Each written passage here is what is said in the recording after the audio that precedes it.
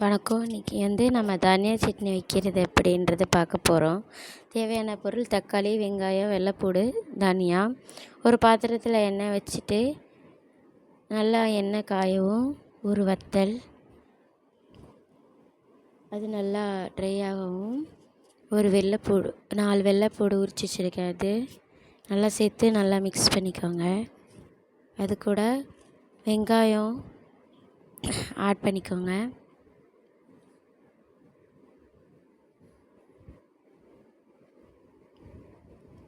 நல்லா வதக்கி விடுங்க. நல்லா ட்ரை நல்லா குக் ஆகட்டும். அடுத்து தக்காளியும் சேர்த்துக்கோங்க. சேர்த்து நல்லா வேக விடுங்க.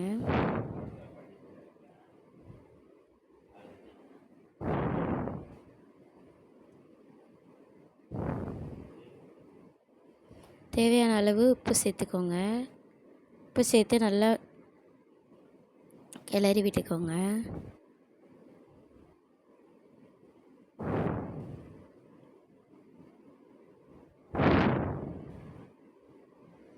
அப்புறம் கொத்தமல்லி தனியாவை எடுத்து அப்படியே நல்லா ஆட் பண்ணிக்கோங்க. நல்லா கிளறி விட்டுட்டு நல்லா மூடி போட்டு நல்லா மூடி வச்சுருங்க. நல்லா எல்லா பக்கமும் இருக்கிற மாதிரி நல்லா கிளறி விட்டுக்கோங்க. ஒரு மூடி 5 நிமிஷம் அப்படியே விட்டுருங்க. நல்லா வேகணும். தக்காளி நல்லா இப்போ சாஃப்டாக இருக்குது.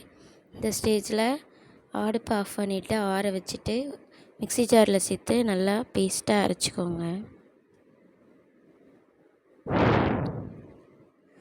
ஒரு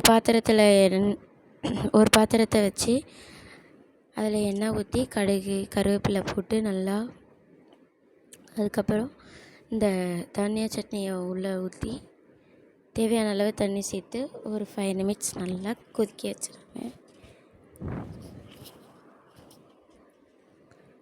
இப்போ நமக்கு தேவையான தனியா சட்னி கிடச்சிருச்சு. இந்த மாதிரி ஸ்டேஜில் ஆஃப் பண்ணிடுங்க.